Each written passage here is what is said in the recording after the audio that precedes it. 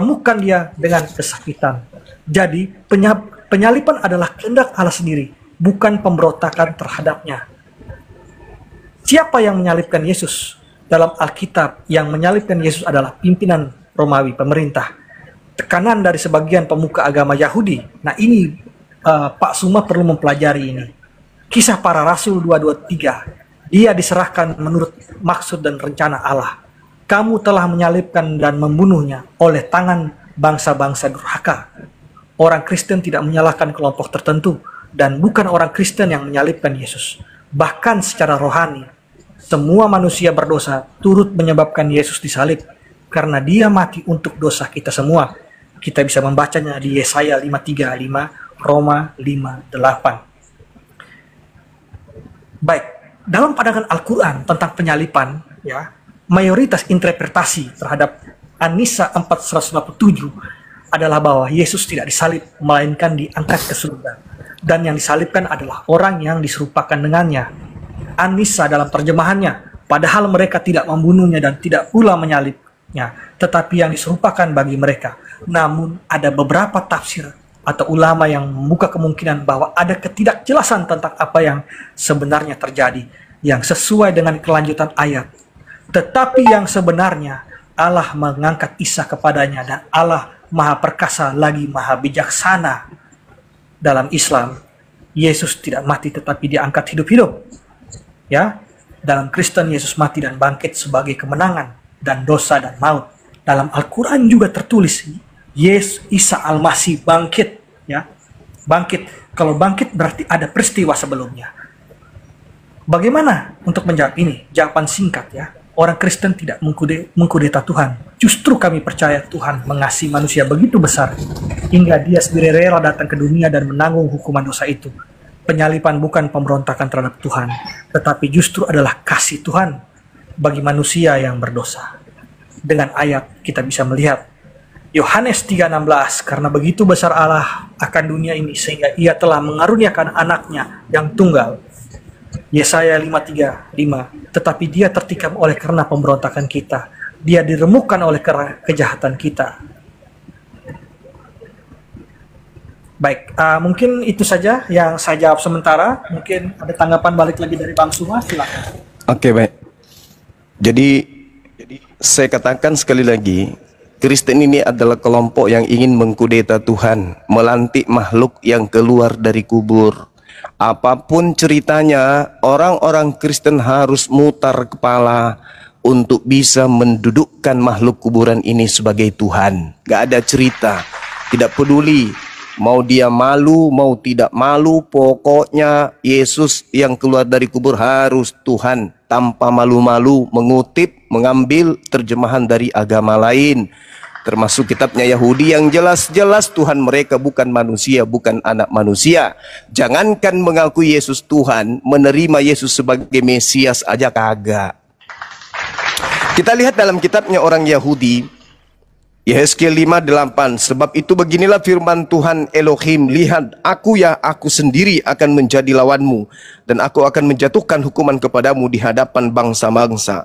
Yehezkiel 17:22, beginilah firman Tuhan Elohim, aku sendiri akan mengambil sebuah carang yang puncak dari pohon aras yang tinggi, aku mematahkan dari pucuk yang paling ujung yang paling muda, aku sendiri yang akan menanamnya di atas sebuah gunung yang menjulang tinggi, dan seterusnya. Yesaya 34:10, aku sendiri, aku sendiri, aku sendiri. Mazmur 86:10, sebab Engkau besar dan melakukan keajaiban-keajaiban, Engkau sendiri saja ya Tuhan.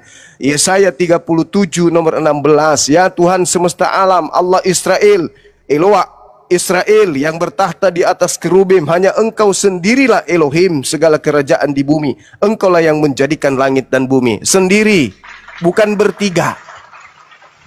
Yesus mengatakan hidup kekal itu adalah mereka mengenal Engkau satu-satunya, bukan tiga-tiganya.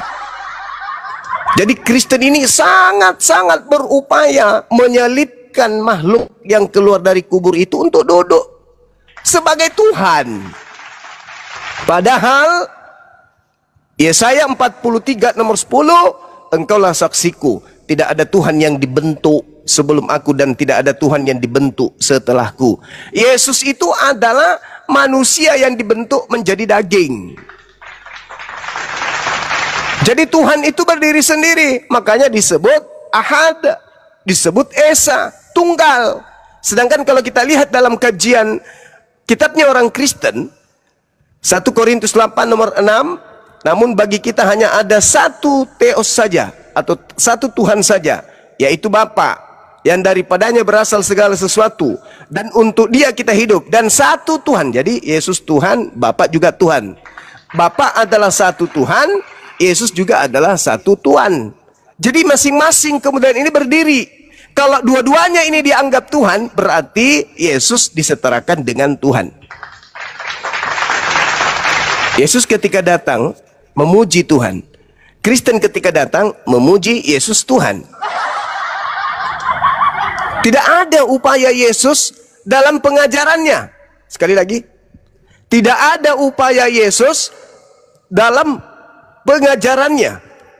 Selama 33 tahun Dia ada di bumi, Dia tidak pernah sedikit pun mengajarkan kalau Dia itu setara dengan Tuhan, Dia itu sehakikat dengan Tuhan. Itu nggak ada. Tapi ketika ada makhluk yang datang memakai nama Yesus, makhluk ini yang kemudian merasuki orang-orang Kristen agar orang Kristen menjadi perpanjangan tangannya ke seluruh bangsa untuk menjadikan dirinya sebagai sembahan.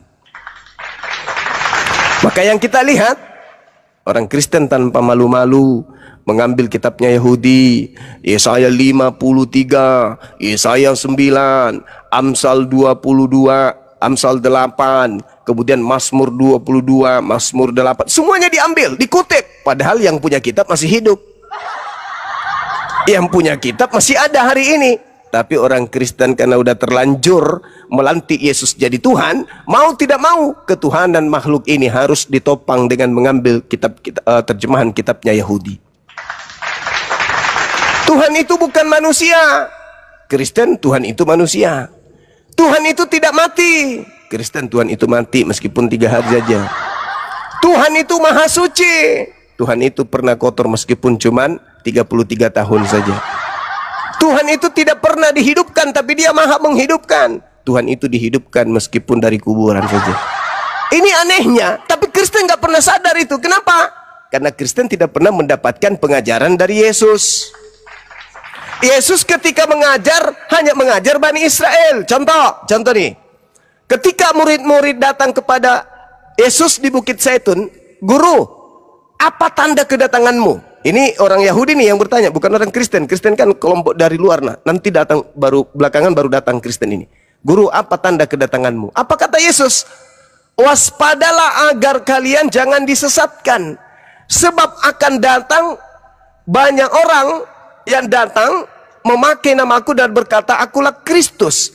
Mereka akan menyesatkan banyak orang. Siapa orang banyak yang datang memakai nama Yesus? Ya, orang Kristen. Siapa lagi? Di luar Yahudi. Islam kagak, Hindu kagak, Buddha kagak. Yang datang kemudian ya, memakai nama Yesus Kristus itu hanya Kristen saja. Apa misinya Kristen ini? Agar manusia menyembah makhluk yang keluar dari kubur yang bernama Kristus Yesus ini. Itu misinya Kristen. Misi Kristen adalah menjadikan seluruh manusia agar menyembah kepada makhluk yang keluar dari kubur. Adakah Musa mengajarkan itu? Adakah Yesus mengajarkan itu? Tidak. Adakah Yahudi mengajarkan itu? Tidak. Kekuatan yang datang dari barat oleh Kristen adalah mengajak seluruh manusia, termasuk umat Islam, agar menyembah kepada makhluk yang keluar dari kubur. Maaf saudara, maaf, sekali lagi saya katakan bahwa Kristen adalah kekuatan yang mengkudeta pencipta langit dan bumi dengan menggiring manusia mematikan akal, tetapi cukup percaya dan beriman saja atau meyakini saja bahwa Tuhan telah nuzul ke bumi menjadi manusia, mati di atas salib, lalu bangkit untuk menjadi Tuhan bagi orang-orang Kristen. Maaf, itu ajaran irasional, Dan itulah misinya Kristen, mengajak seluruh manusia untuk menyembah kepada makhluk kuburan tersebut. Demikian.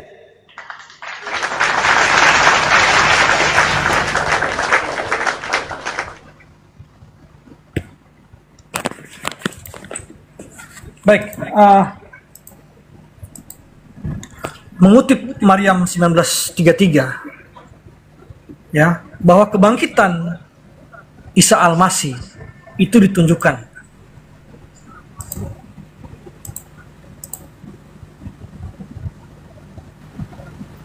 dipercayai bahwa Isa tidak wafat secara normal tetapi diangkat ke langit oleh Allah. Bisa dibuka di 4157 sampai 158. Ya, bahwa Isa akan turun kembali ke bumi akhir zaman, kemudian meninggal secara alami, lalu dibangkitkan kembali secara seperti manusia lainnya pada hari kiamat.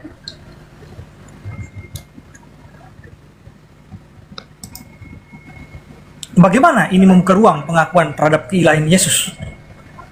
Ya, ini yang perlu kita konteks dari pemahaman antara Abang Suma sebagai seorang Muslim dan kami sebagai seorang Kristen, sehingga keyakinan yang sudah dijelaskan oleh Abang, ya, lalu menafsirkan, mengutip dari ayat-ayat kami ini, itu yang perlu kita dudukan. Gitu. Ya, ini tidak mungkin kita akan mendapatkan suatu titik temu, ya, karena begini, apa yang diyakini oleh Bang Sumat tidak bisa dipaksakan juga, bahwa kami juga harus memaksakan Bang Suma untuk mengikuti keyakinan kami. Begitu kan intinya. Jadi saya sudah menjawab tadi terkait dengan berbagai pandangan-pandangan tadi.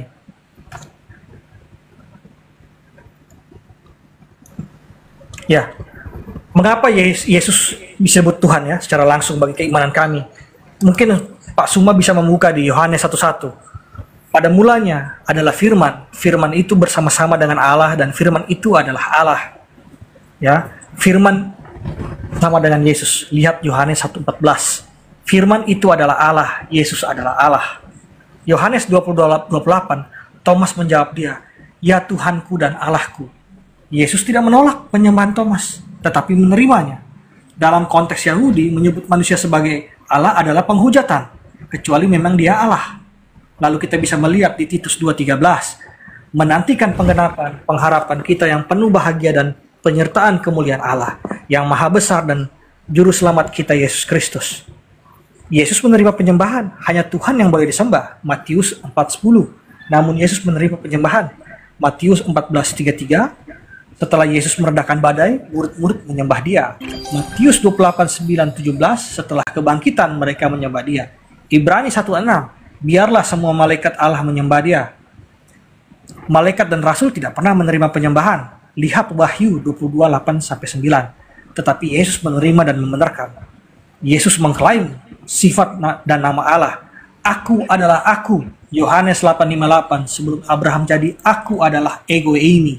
Ini merujuk pada nama Allah di Keluaran 3:14. Aku adalah aku. Reaksi orang Yahudi, tentu orang yang di luar Kristen akan mengatakan akan melempari Yesus dengan batu, karena mereka mengerti klaim ini sebagai klaim keilahian, kuasa mengampuni dosa. Markus 2:5-7. Yesus berkata, "Hai anakku, dosamu sudah diampuni." Ahli Taurat, siapa yang dapat mengampuni dosa selain dari Allah sendiri? Yesus menunjukkan kuasa Allah untuk mengampuni dosa, kuasa yang hanya dimiliki oleh Tuhan. Menghakimi dunia, Matius 25:3-32. Yesus akan datang dalam kemuliaan dan hakimi segala bangsa. Itu tidak ada yang bisa membantah itu.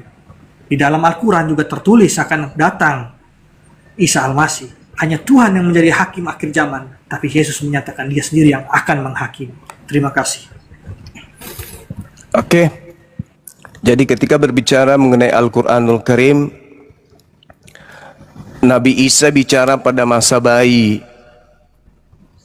Bismillahirrahmanirrahim. Wassalamu alayya yawma wulid wa yawma amut wa yawma ub'atsu hayya. Ini tak ada hubungannya dengan penyaliban,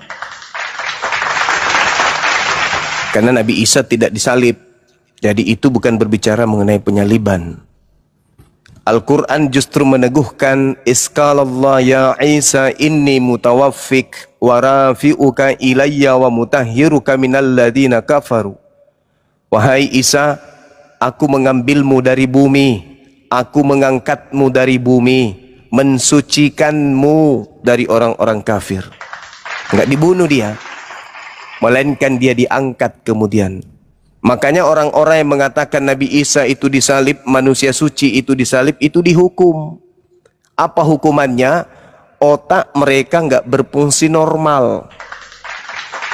Wa qaulihim inna qatalnal masiha Isa bin Maryam Rasulullah wa ma qatalu wa ma salabu walakin syubbiha lahum.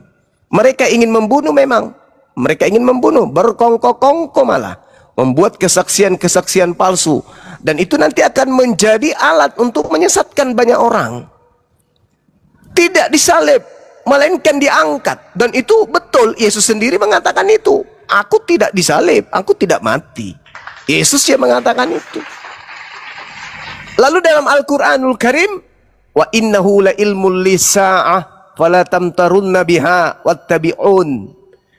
Nabi Isa benar-benar akan datang untuk yang kedua kalinya, membawa tanda hari kiamat, sekaligus tanda untuk mematahkan bahwa yang datang kepada Kristen itu adalah Yesus.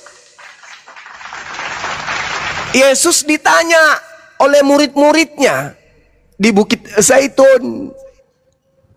Apa kata muridnya? Berikanlah tanda kepada kami. Kapankah itu bisa terjadi? Yesus mengatakan, kalau aku yang datang, tanda-tanda ini menyertainya. 1, aku akan nampak di tengah langit. 2, matahari menjadi gelap, bulan tak bercahaya, bintang berjatuhan, kuasa langit berguncang. Engkau akan melihat aku di tengah langit dan seluruh manusia akan meratap. Itu tanda kalau aku datang. Wa innahu la ilmul lisa'ah fala tamtarunna biha wattabi'un. Berarti yang datang kepada Paulus itu bukan aku. Karena tidak ada tanda-tanda itu. Guru, apa tanda kedatanganmu? Tanda kedatanganku, aku akan terlihat di langit dan seluruh manusia akan menatap aku. Apakah itu terjadi? Sudah pernah terjadi? Atau belum? Belum. Berarti yang datang kepada Paulus itu siapa? Iblis.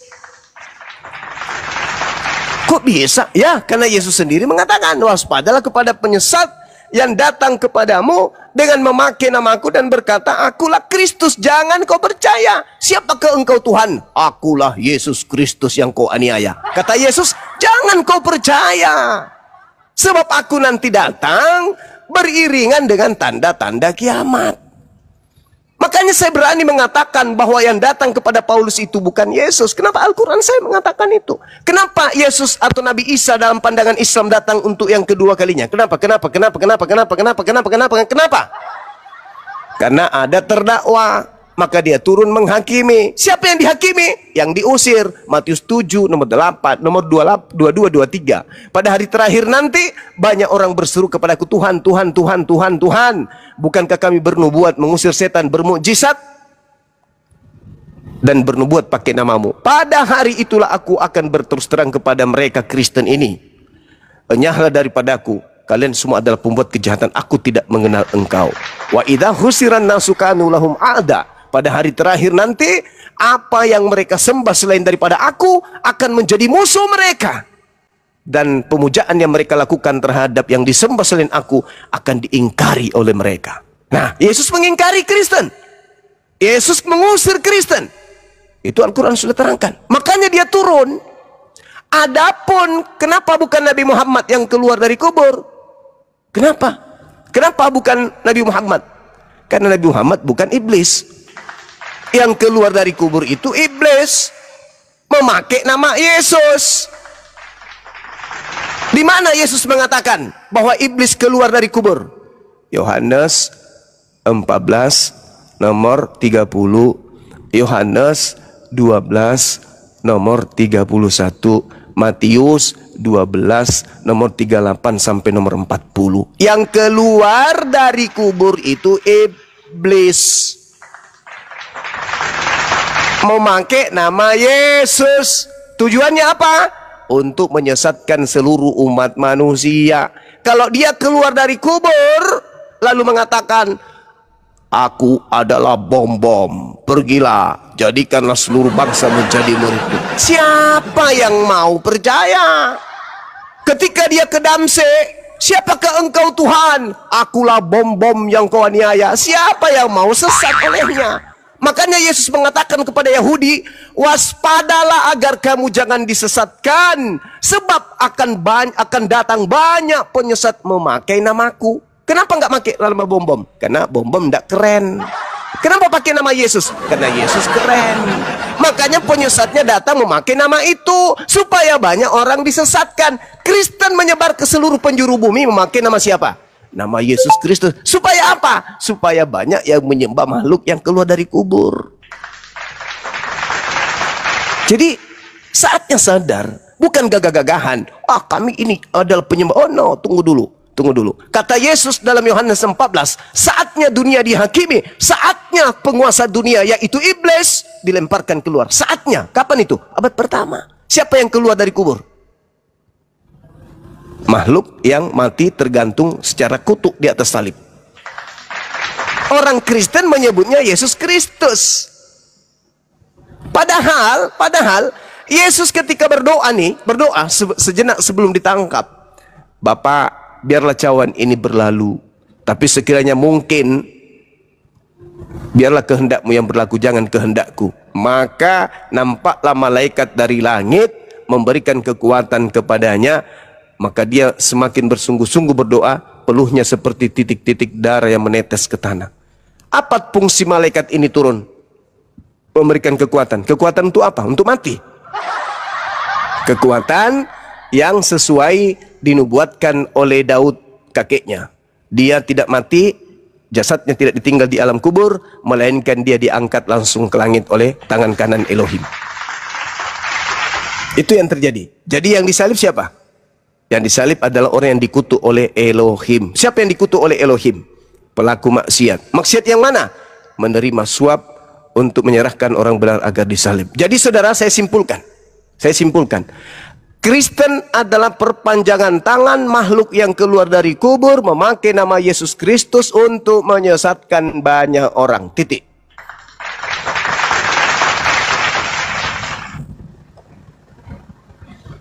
Baik, baik ya Bang Zuma ya. Ini Bang Zuma ini mengingatkan saya dengan seorang anak ya, usia 8 tahun yang ikut sekolah minggu dengan pertanyaan-pertanyaannya dan juga bagaimana ia berdiskusi untuk mendapatkan suatu jawaban. Baik, Bang Zuma, mungkin ini perlu dikaji oleh Bang Zuma ya tentang Isa Al-Masih. Ya, sebagai jembatan dialog ya kita. Dalam Maryam 19:21, Isa lahir dari perawan Maryam. Dalam An-Nisa 4:71, Isa adalah kalimat Allah dan roh darinya. Maryam 19:19, Isa tidak berdosa. Al-Imran 3:49, Isa melakukan mukjizat. Al-Imran 3:45, Isa adalah Al-Masih, Mesias. Dalam Al-Sukruf 4361, Isa akan datang kembali. Pertanyaan saya, seberapa spesialkah Isa Al-Masih ini sehingga ia harus datang kembali ke dunia untuk mengadili orang hidup dan mati? Ini berdasarkan penjabaran di Al-Quran. Mungkin bisa dijawab oleh Bang Zuma. Terima kasih. Oke, saya jawab. Jadi gini, satu-satunya utusan Tuhan yang dihakimi oleh Tuhan hanya Isa alaihissalam. Nabi Abraham diutus, adakah dia dituhankan? Tidak. Harun, Musa, Daud, Salomo, Nabi Muhammad, adakah dia dituhankan? Tidak. Satu-satunya utusan diutus, disembah. Ini kebangetan kali ini yang menyembahnya ini. Kebangetan kali ini, kurang kerjaan. Anak dari mana ini yang menyembah ini? Sejahat-jahatnya Bani Israel, tidak ada mereka menggantikan dan mengkudeta Tuhan pencipta langit dan bumi yang menyatakan diri kepada nenek moyang mereka. Tapi mereka ini benar-benar gokil. Siapa mereka ini? Kok bisa-bisanya melantik kemudian utusan Tuhan menjadi Tuhan? Oh, ternyata bukan nabinya yang dilantik, tapi si Bilisisis yang kemudian menggait mereka, memalingkan mereka dari yang tadinya Rasul menjadi Tuhan, dan memakai nama Yesus untuk laku ajarannya. Nah, saya bantah dalil saudara. Jadi Nabi Isa itu dihakimi oleh Allah. Wa iskalallah ya Isa, a'anta qulta linnas takhizuni. Wahai Isa, kadia sini lo. Ya Rabb, ya Tuhanku. Limaza, kenapa? Apakah engkau yang mengajarkan manusia-manusia ini menuhankan dirimu selain daripadaku? Nabi Isa mengatakan, "Lalah, tidak. Ma qultu lahum illa ma amartani bi." Aku tidak mengatakan sesuatu selain ani Abdullah Rabbi wa Rabbakum. Selain aku mengajarkan kepada manusia Bani Israel ketika aku datang, "Hei Bani Israel, sembahlah Allah, Tuhanku dan Tuhanmu." Yohanes 4 nomor 22. Aku dan muridku menyembah apa yang kami kenal, kalian menyembah apa yang tidak kalian kenal. Ketika muridku tidur, aku bangunkan mereka. Bangun. Jangan tidur, berdoalah agar kalian jangan jatuh kepada pencobaan. Aku suruh dia berdoa kepada siapa? Kepadamu. Aku mengajarkan muridku apa? Hidup kekal itu mengenalmu, satu-satunya Tuhan, dan mengenalku sebagai utusanmu. Enggak ada. Qala subhanaka ma yakunu li an aqula ma laysa li bihaqqa. Aku tidak mengatakan sesuatu yang bukan hakku ya Tuhan. Aku hanya mengatakan yang aku diajarkan samamu. Aku tidak mengatakan lebih. Apa yang kau katakan itulah yang aku sampaikan. Aku tidak berkata-kata dari diriku sendiri. Qala subhanaka ma yakunu li an aqula ma laysa li bihaqqa. Aku tidak mengatakan yang bukan hakku. Yohanes 12:49. Aku berkata-kata bukan dari diriku. Apa yang aku katakan adalah apa yang diperintahkan untuk aku sampaikan dan aku berikan. Kemudian Yohanes 14:24, firman yang kau dengar dari mulutku itu bukan dari aku, tetapi dari dia yang telah mengutus aku. Maqultu lahum illa ma amartani bih ani Abdullah Rabbi wa Rabbakum. Aku tidak mengajarkan itu ya Rabb. Tidak, mereka sendiri yang mau, bukan aku. Oh gitu ya. Makanya Yesus memberikan panduan. Yohanes 12:48 itu, apa kata Yesus? Barang siapa yang menolak aku dan tidak menerima firmanku, dia sudah punya hakimnya, yaitu firman yang telah aku katakan. Firman itulah nanti kelak akan menjadi hakimnya di akhir zaman.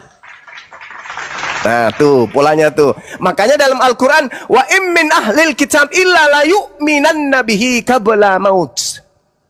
Jadi Al-Quran mengatakan ketika Nabi Isa datang kedua kalinya, tak ada seorang ahli kitab pun yang tidak akan beriman kepada Nabi Isa. Oh, ternyata Nabi Isa itu betul.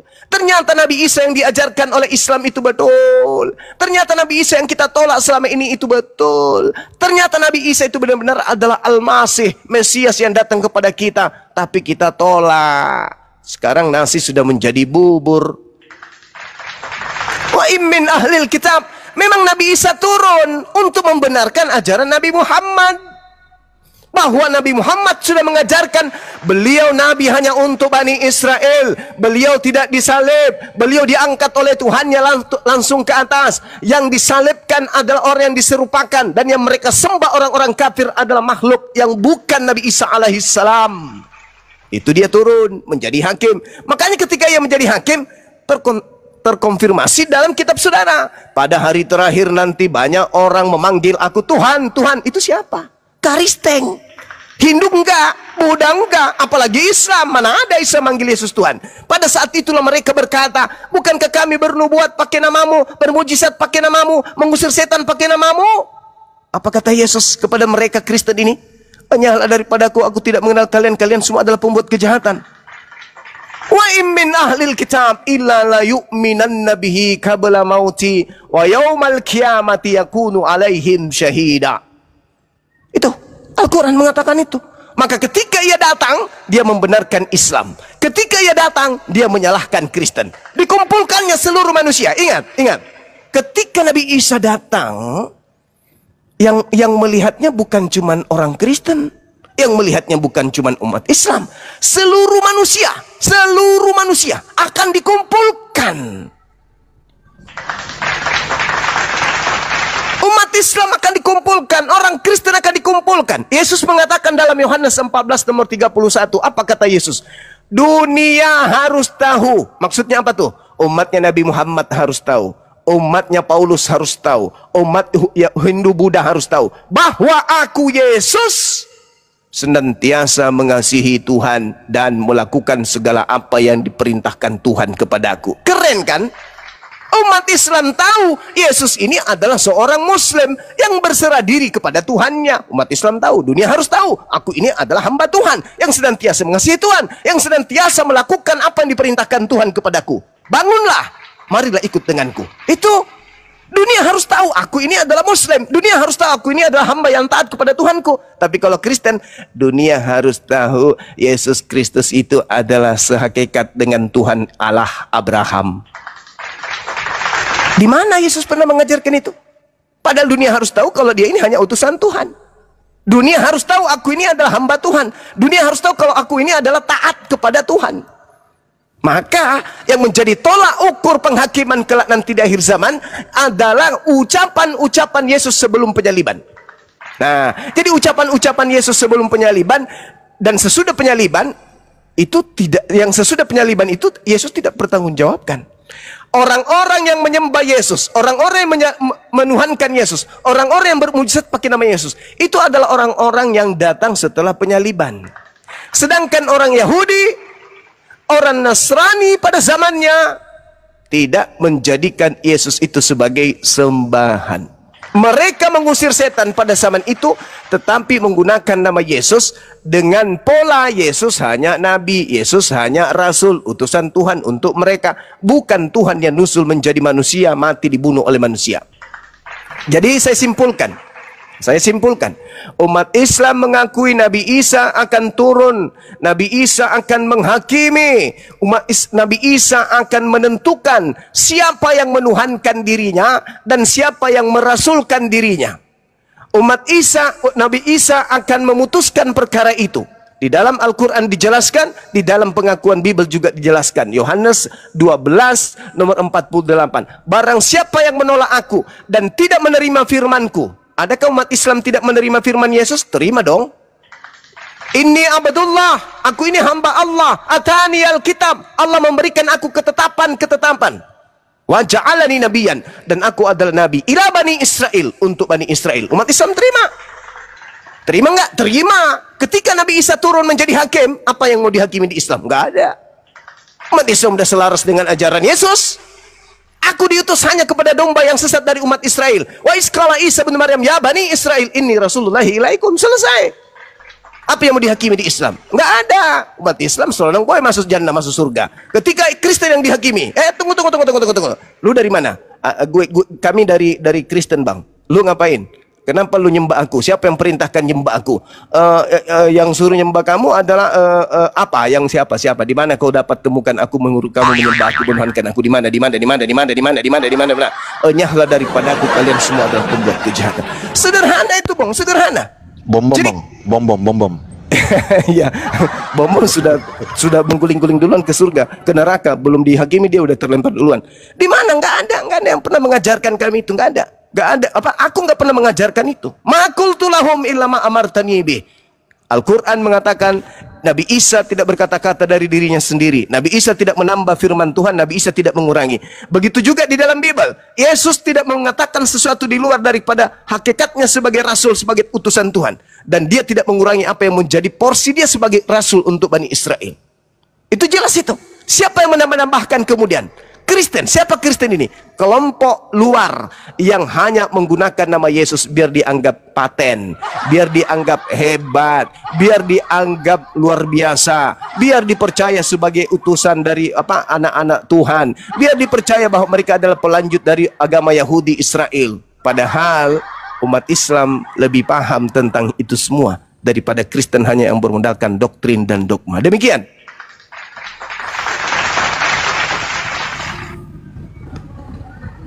Baik, terima kasih atas narasi yang sudah dijelaskan oleh Zuma ya. bahwa di sini kita memiliki perbedaan keyakinan. Ya, saya meyakini bahwa Yesus adalah Tuhan, sementara Zuma tidak meyakini. Tetapi ada hal-hal yang mungkin menjadi poin penting yang mungkin bisa nantinya akan menjadi refleksi Zuma untuk percaya kepadanya. Baik, mungkin jawab singkat saja tanpa harus ada narasi yang panjang lebar, karena saya ingin bertanya Anda mungkin sekitar 6-10 pertanyaan yang dijawab iya atau tidak. Isa lahir dari perawan Maria, menurut Al-Quran itu benar atau tidak? Jawabannya cuma iya apa tidak saja. Ya, Maryam, dalam kami Maryam, dalam Ibrani dan Aram Miriam. Ya, betul ya, berarti ia lahir dari seorang perawan ya? Yes. Yes, oke, baik. Yang kedua, Isa adalah kalimat Allah dan roh darinya. Ya, kalau kami itu roh kudus. Yes ya. Isa tidak berdosa. Yes. Maryam 19:19. Oke. Isa melakukan mujizat. Al-Imran. Yes. Isa adalah Al-Masih. Al-Imran 3:45. Okay. Yes. Isa akan datang kembali. Yes. Oke, baik. Apakah saudara Zuma mempercayai bahwa Allah itu maha kuasa? Yes. Yes, oke.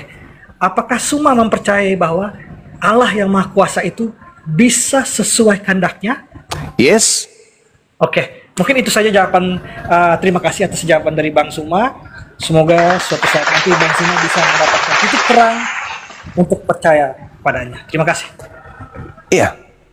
Saya simpulkan jawaban-jawaban saya dari pertanyaan pertama sampai pertanyaan terakhir, jawabannya ya. Kenapa? Karena Isa, Yesus itu manusia suci.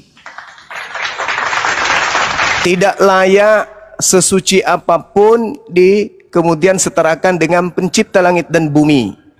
Dengan saudara mengaku iman kita berbeda, Anda mengatakan bagi kami Yesus itu Tuhan, itu sudah membuktikan Anda ini adalah manusia-manusia pesanan dari kuasa gelap. Tidak ada ajaran Nabi Tuhan bernama Yesus. Tidak ada pesanan Nabi Tuhan jadi manusia. Tidak ada pesanan Nabi Tuhan pernah menjadi bayi. Tidak ada. Pernah dibunuh, itu nggak ada.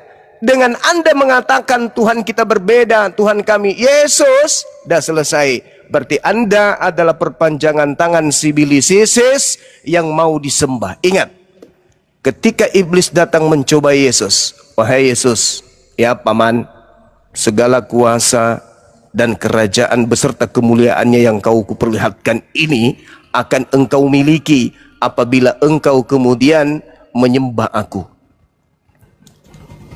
Apa kata Yesus?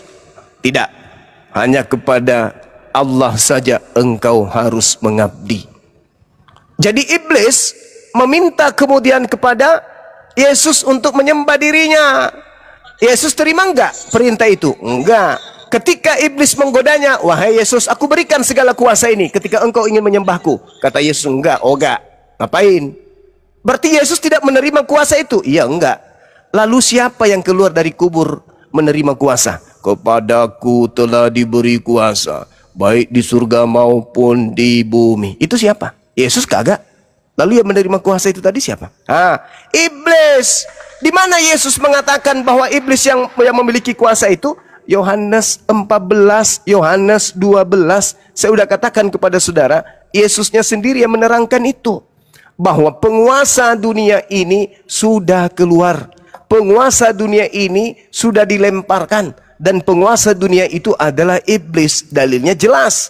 Tidak banyak lagi aku berkata-kata dengan kamu, sebab penguasa dunia ini datang dan ia tidak berkuasa sedikit pun atas diriku. Berarti bukan Yesus yang menerima kuasa. Tidak banyak lagi aku berkata-kata dengan kamu. Berarti yang berkata-kata kepada Paulus, kepada Lukas, Markus, Matius itu bukan Yesus. Sebab penguasa dunia ini datang dan tidak berkuasa sedikit pun atas diriku. Penguasa dunia ini siapa? Yang keluar dari kubur. Kepada aku telah diberi kuasa. Siapa dia menurut Yesus? Iblis, boleh nggak iblis memakai nama Yesus untuk menyesatkan? Boleh. Apa tujuan iblis memakai nama Yesus? Supaya banyak menyesatkan orang.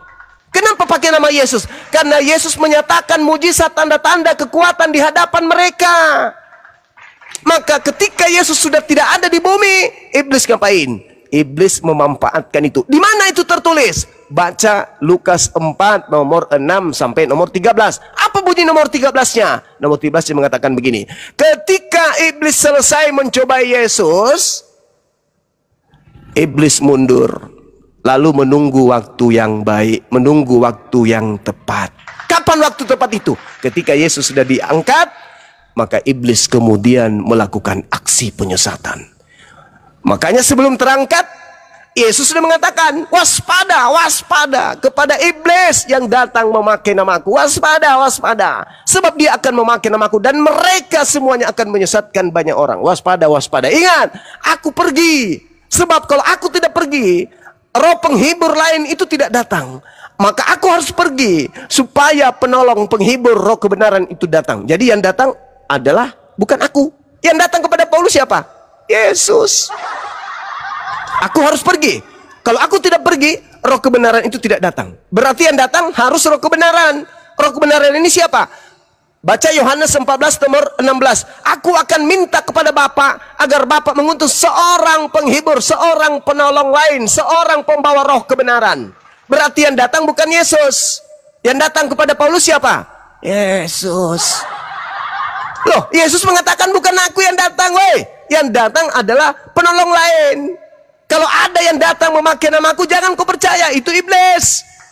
Sebab kalau aku yang datang, tanda-tanda akan menyertai. Apa itu? Aku akan nampak dan kamu pun akan melihatku. Aku akan nampak di awan-awan di atas langit. Seluruh manusia akan melihat aku. Matahari menjadi gelap, bulan tak bercahaya, bintang berjatuhan, kuasa langit berguncang.